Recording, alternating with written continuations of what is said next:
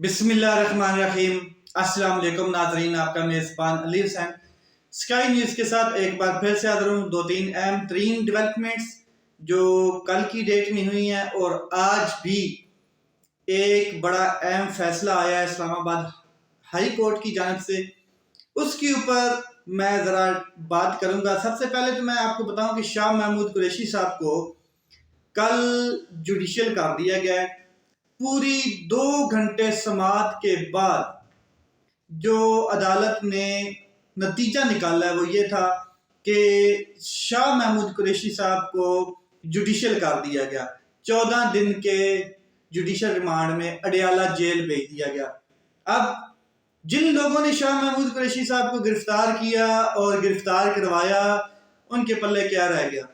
और जो पाकिस्तान के अलावा पूरी दुनिया ने देखा कि किस तरीके से अपने एक रुकने पार्लियामेंट के साथ, अपने एक वफाकी वजीर के साथ और उस शख्स के साथ जिसने सारी ज़िंदगी अपना परचम पाकिस्तान का बिल्कुल सीने के साथ लगाकर पूरी दुनिया में पाकिस्तान की नुमाइंदगी की, उस शख्स के साथ जो कुछ कल इन्होंने किया परसों, वो आपने सब देखा।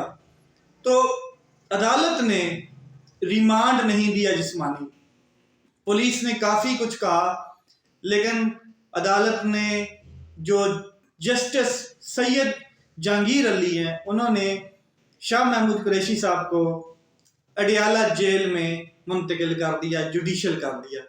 इसके बाद इस्लामाबाद हाई कोर्ट कल एक बड़ा फैसला सुनाती है। इस्लामाबाद हाई कोर्ट ने साइफर केस के ऊपर फुल स्टॉप लगा दिया है। सिर्फ 11 जनवरी तक साइफर केस को रोक दिया है। साइफर केस के ऊपर जो समाअत है उसको रोक दिया है। साइफर केस के हवाले से मैं अगर आपको बताऊं तो सुप्रीम कोर्ट ऑफ पाकिस्तान के 3 रुकनी बेंच ने इमरान खान साहब और शाह महमूद कुरैशी साहब की जमानत मंजूर की थी। शाह महमूद कुरैशी साहब भी बीच में शामिल थे। साइफर केस का 3 रुकनी बेंच था। जस्टिस तारिक मसूद साहब सरबराही कर रहे थे, अतर मिनल्ला साहब और मंसूर अली शाह साहब थे, और तीनों जजेस के बड़े अहम रिमार्क्स आए थे। मैं अगर आपको बताऊं तो उन्होंने एक किस्म से साइफर को क्या कहते हैं, उड़ा के उसके गुब्बारे से हवा निकाल कर दफन कर दिया था। उन्होंने कहा था कि ये साइफर तो साइफर रहा ही नहीं। जब साइफर डी कोड हो गया, जब साइफर डी क्लासीफाई हो गया, तो फिर साइफर तो ना रहा, वो एक मैसेज है, वो एक पैगाम रह गया।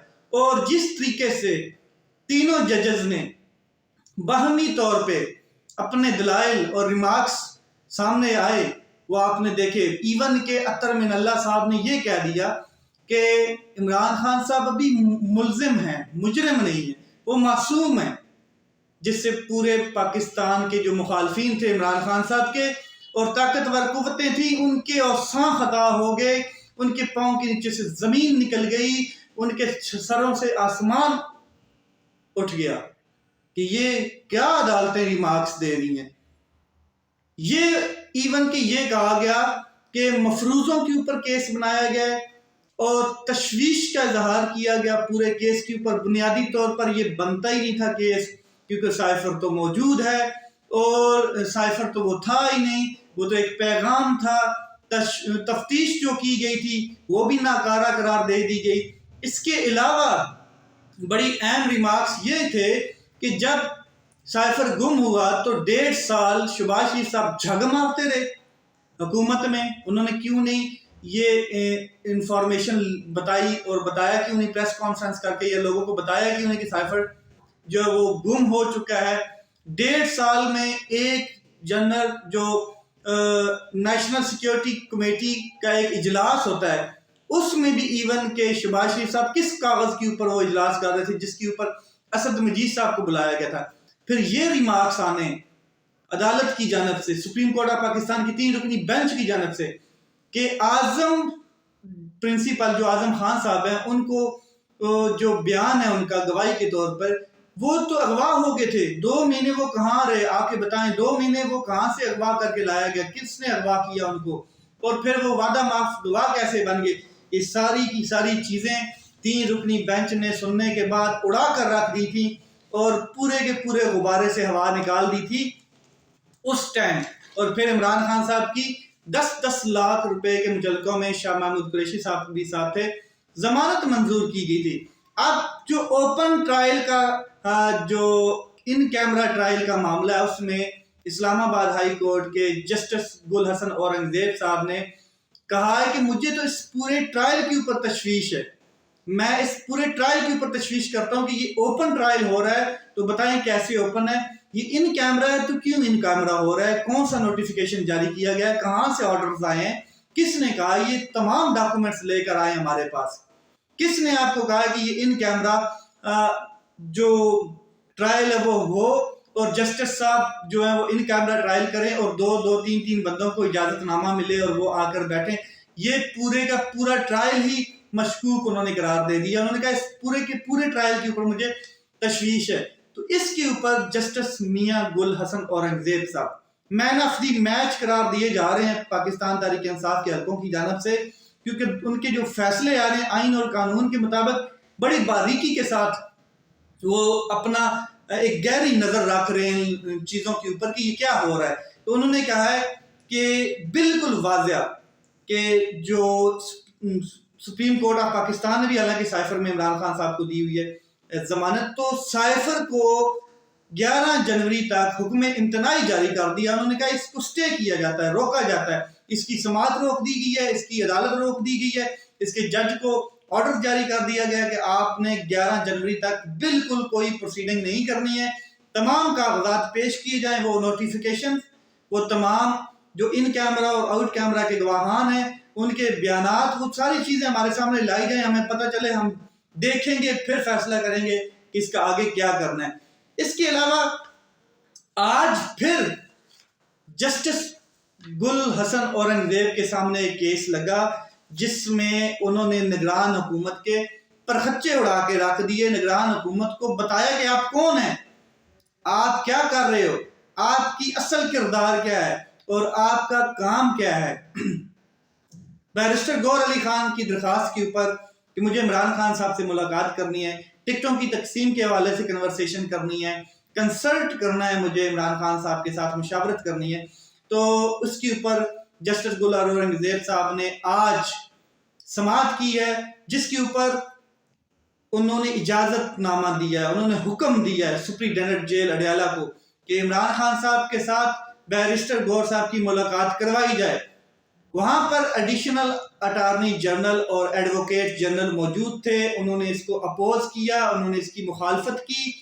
مخالفت کے دوران جسٹس صاحب حسن گل اورنگزیب صاحب برہم ہوئے، تپ گئے، انہوں نے کہا یہ کیا کر رہے ہیں آپ کا کام نہیں ہے، آپ نگران حکومت کے نمائندے ہیں اور آپ اپنا نگران حکومت والا کردار ادا کریں، آپ تو ایسے باعث نظر آ رہے ہیں، آپ کے جو یہ اپوز کرنا کہ جو الیکشن ڈی ریل کرنے کے مترادف ہے، آپ کوشش کر رہے ہیں کہ الیکشن کی کارروائی جو ہے اس کو روکی جائے۔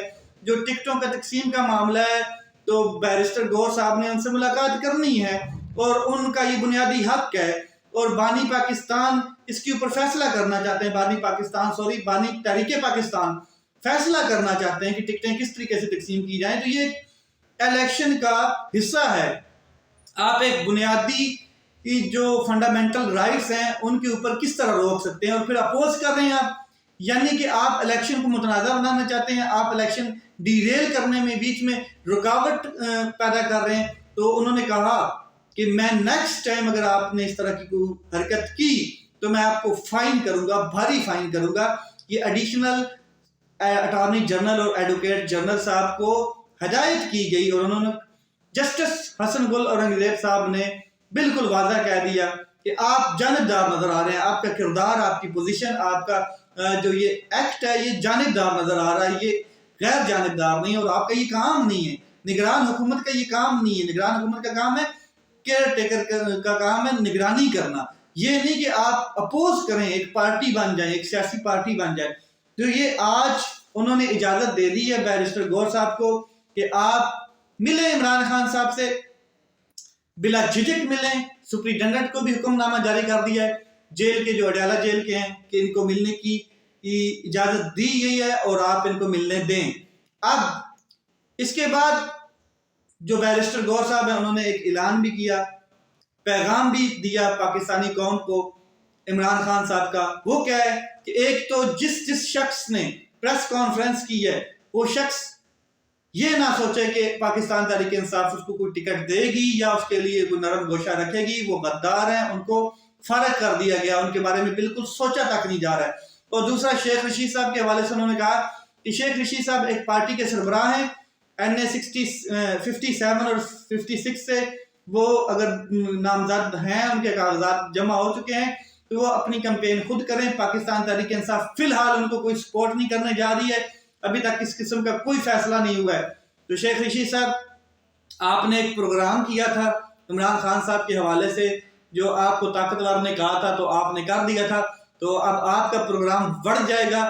اگر پاکستان تحریک انصاف اپنے نمائندے، اپنے کینڈیڈیٹس وہاں پر کھڑے کر دیتی ہے آپ کے مخالف، تو آپ کو جیتنا مشکل ہو جائے گا. فی الحال تو انہوں نے اپنی پوزیشن کلیئر کر دی ہے کہ آپ کو کوئی سپورٹ نہیں کیا جائے گا، آپ کو کوئی ریلیف نہیں دیا جائے گا پاکستان تحریک انصاف کی جانب سے. اس کے علاوہ انہوں نے کہا بیرسٹر گور صاحب نے کہ 2 یا 3 دن میں ٹکٹوں کی اناؤنسمنٹ ہو جائے گی، 2-3 دن میں مشاورت کے بعد بالکل واضح کر دی جائے گی، سچویشن پوزیشن واضح کر دی جائے گی کہ کس کس کو کہاں سے ٹکٹ دیا جا رہا ہے اور کون سے اہم فیصلے آگے ہونے جا رہے ہیں. بلے کے نشان کے حوالے سے پشاور ہائی کورٹ کا بڑا تاریخی فیصلہ تھا جسٹس کامران کھیل صاحب کی جانب سے، تو اس کو الیکشن کمیشن نے سپریم کورٹ میں اپیل کے طور پہ چیلنج کر دیا، اپیل میں چلے گئے. اب الیکشن کمیشن کی اس اپیل کے اوپر 3 رکنی بینچ بن چکا ہے جو 2 جنوری کو سماعت کرے گا اور یہ فیصلہ کرے گا کہ کیا وہ فیصلہ ٹھیک ہے یا غلط ہے. الیکشن کمیشن ایک متنازع الیکشن کمیشن، جو 75 سالہ تاریخ میں اس طرح کا الیکشن کمیشن نہیں ملتا ہے، جس کے فیصلے ایسے ہیں کہ جیسے وہ خود ایک عدالت ہے، وہ خود ایک حکومت ہے، اس طرح کی وہ باتیں کرتا پھر رہا ہے اور ایک سیاسی پارٹی کے طور پہ ابھرا ہوا ہے. تو میرے خیال میں تو اس کو بھی ایک الیکشن میں حصہ لینا چاہیے سیاسی پارٹی کی طور پہ. تو یہ جس طرح کی سہولت کاری، جس طرح کے یہ فیصلے کر رہا ہے، تو اب یہ بلے کے نشان کے خلاف دوبارہ اپیل میں چلا گیا، چیلنج کر دیا ہے. تو یہ چیزیں آئین اور قانون کے بالکل مترادف ہیں، مطلب کہ بالکل پیراڈاکس ہیں، اور یہ چیزیں بالکل نہیں کرنی چاہیے. اس کا ایک کردار ہے الیکٹورل سیٹ اپ کا، اس کا ہے ایک کردار، الیکشن کروائے اور صاف اور شفاف الیکشن کروانا اس کا کام ہے، جو ابھی تک اس نے نہیں کیا. اس کی وجہ سے 2 دفعہ آئین بھی ٹوٹ چکا ہے. 14 مئی کے فیصلے کے باوجود اس نے الیکشن نہیں کروایا.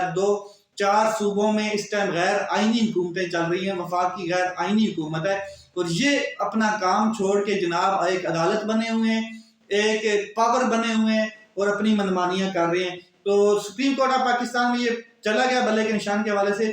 فنڈامنٹل رائٹس ہیں جی ایک پارٹی کے، اس سے ان کو ہٹایا نہیں جا سکتا، اور سپریم کورٹ جب بھی فیصلہ کرے گی یہی کرے گی کہ بلے کا نشان تو ان سے نہیں چھینا جا سکتا. پہلے بھی یہی فیصلہ ہوا ہے، چاہے وہ سنگل بینچ کا تھا یا فل کورٹ کا بینچ کا ہوتا، تو اب بھی یہی ہوگا.